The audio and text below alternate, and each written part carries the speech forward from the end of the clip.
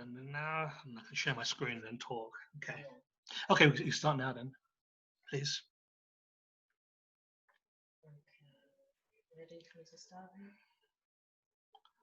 Okay, I'm going to. You'll have to edit probably edit the video anyway, but you're going to have to put it in 2 bits. You'll have to do.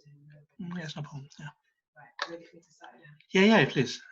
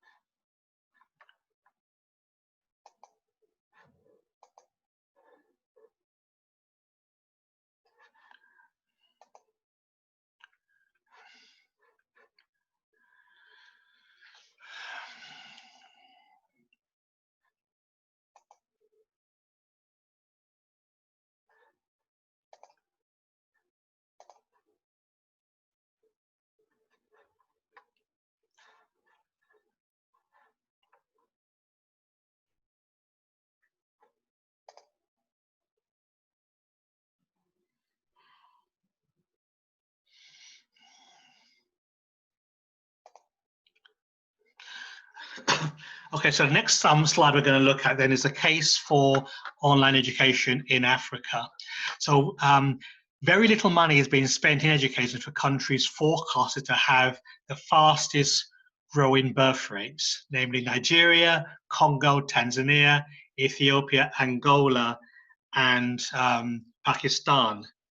And at the moment, in terms of financial aid from different donor industries, only 20% of financial aid for education goes to low-income countries. Now, by 2100, which is 80 years from now, Nigeria is forecasted to have a population of 733 million. Wow. Well, you consider there are 280, 300 million. So the population in Nigeria is going to double in the next 80 years. Okay. And also sub-Saharan Africa and South Asia are the regions most affected at the moment by a worldwide teacher shortage.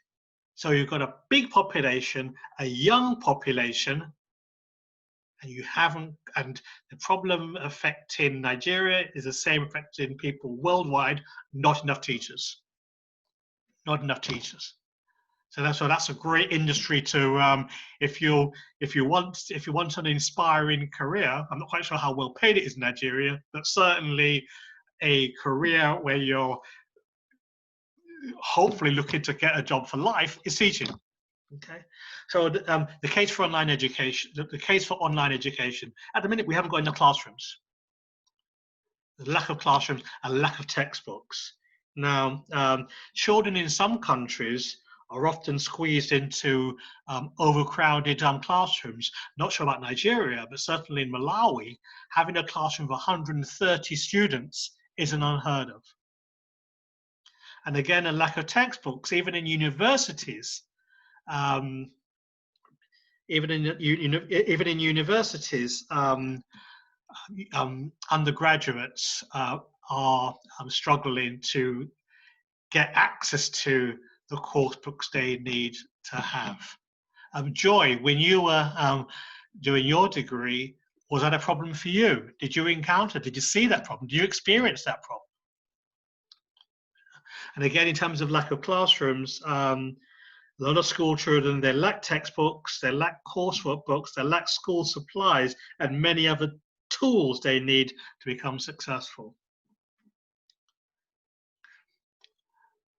The late Arthur C. Clarke, who is one of Britain's greatest science fiction writers, commented that a student driven by their own curiosity will learn more, they will learn faster, and they will retain far more than when they're confronted with subjects with low interest. So at the moment, today, students will study 5 core subjects and 6 or 7 other subjects. Whether they have an interest in that subject or not, they'll be examined on that. In the future, students will study what they're interested in, what they're passionate about, what they're motivated about, or motivated for, and online education will drive that.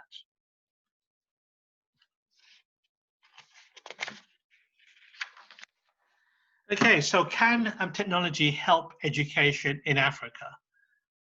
I believe the answer is yes. So around the world today, the African continent is known as a leader in what we call leapfrog development. This is kind of like where you have an accelerated development progress by skipping entire phases of infrastructure and institution building.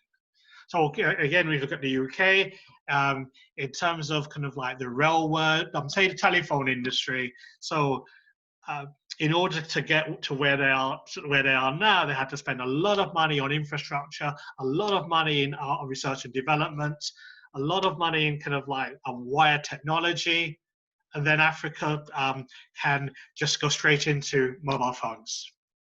They can go straight into not needing to build a lot of wire cables, a lot of towers, because mobile technology has helped them to leapfrog the development of that. If we look at, say, banking, where I used to work for Lloyd's Bank in financial services, and where banks will spend a lot of money on building infrastructure, building banks, building offices, recruiting lots of people, building IT systems. We've now got in Kenya with mobile banking.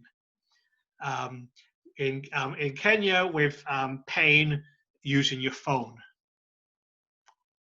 or doing things online, which is where a lot of us are now. So they haven't had to spend all that money, all that research, all the ideas in building things. They can just go straight online. And that will continue.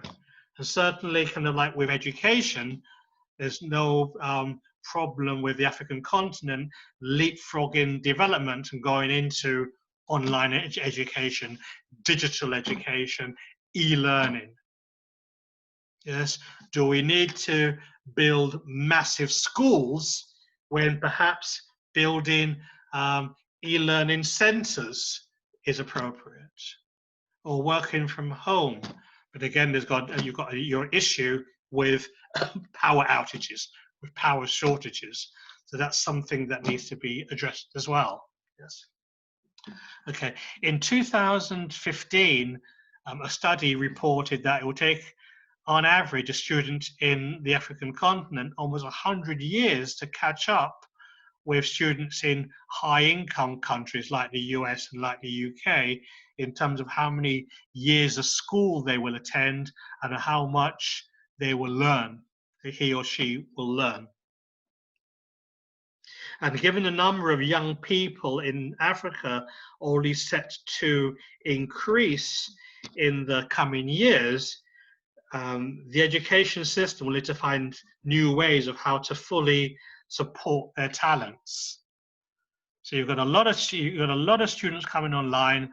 Will they able to spend college, go to school continuously from 3 and 4 to 18, particularly with high poverty rates, where they may have to leave school early, or she leaves school early in order to get a job to support the family.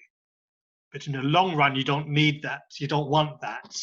And perhaps by having online education, they can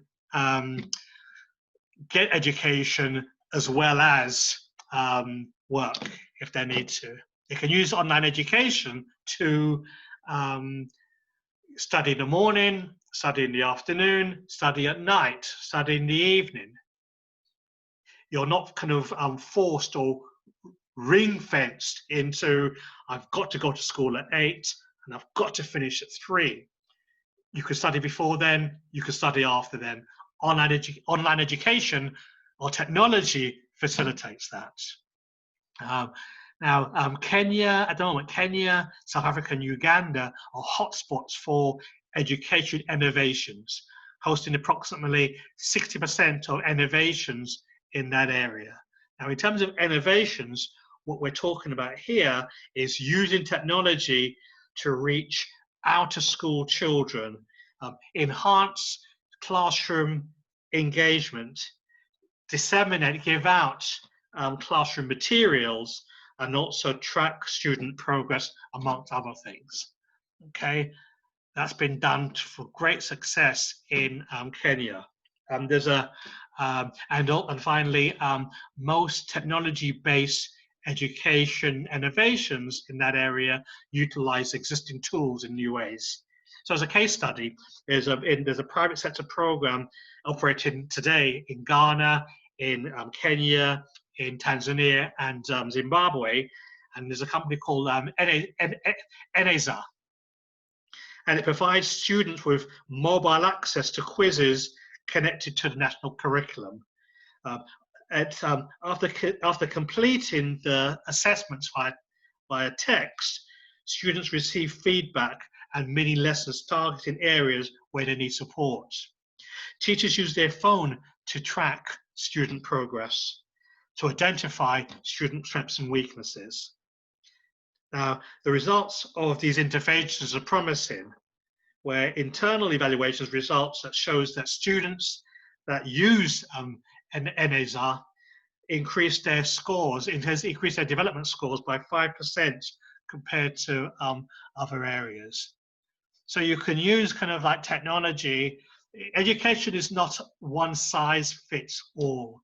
You've got some people that work at a faster pace than others.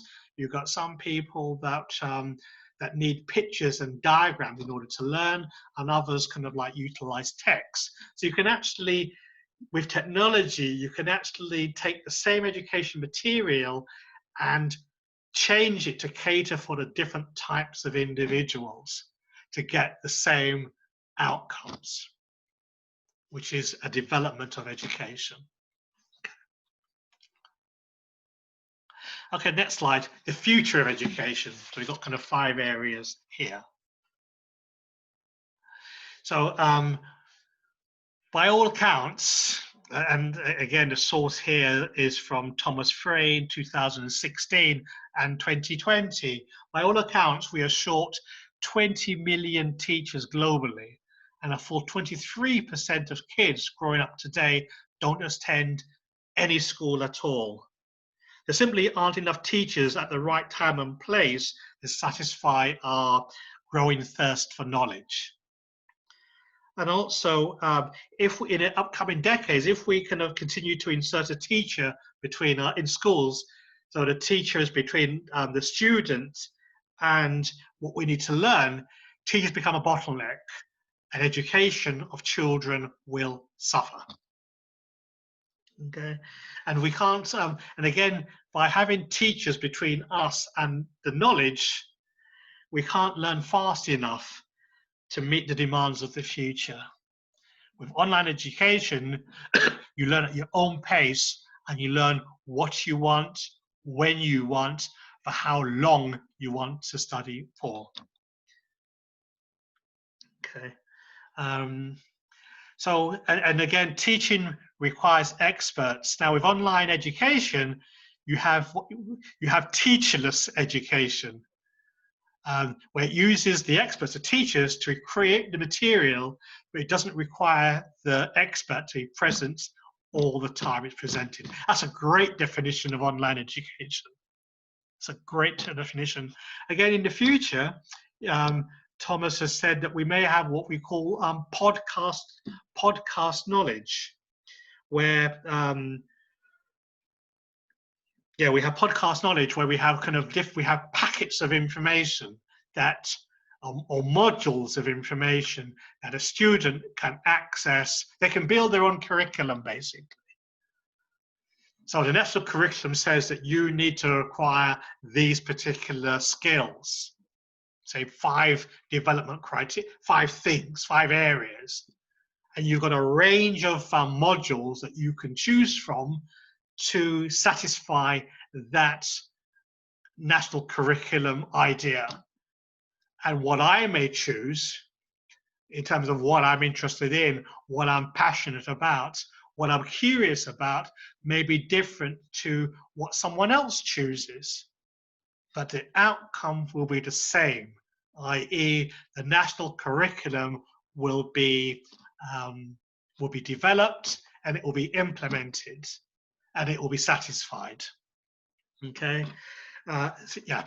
Now, and that's going to come. I think that's happening now, but that will be extended further, and we would have entered what I've termed the online digital world, where we'll have a new set of tools. Some tools that don't exist now.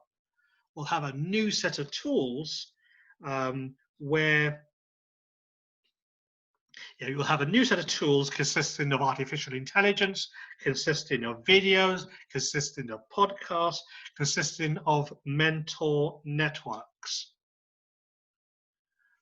Whether in the future we need a degree, like in chemistry, or we need to have credentials to say that my skill set in chemistry covers this area, this area, this area, this area, and that area. Yeah.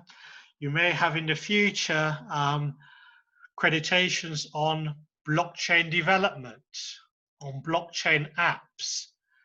Do you need a degree in that to become a blockchain developer, or do you need to have the skill set to develop in blockchain? That's a question. And again, yeah, the education of the future, which will be driven online, will be encouraging us as individuals to think more, to think differently. It won't just be about spending 4 years acquiring a degree, but do we know how to think? Do we know critical thinking? Online education, digital education enables us more readily to acquire that skill and to spend time learning. We're learning at our own pace.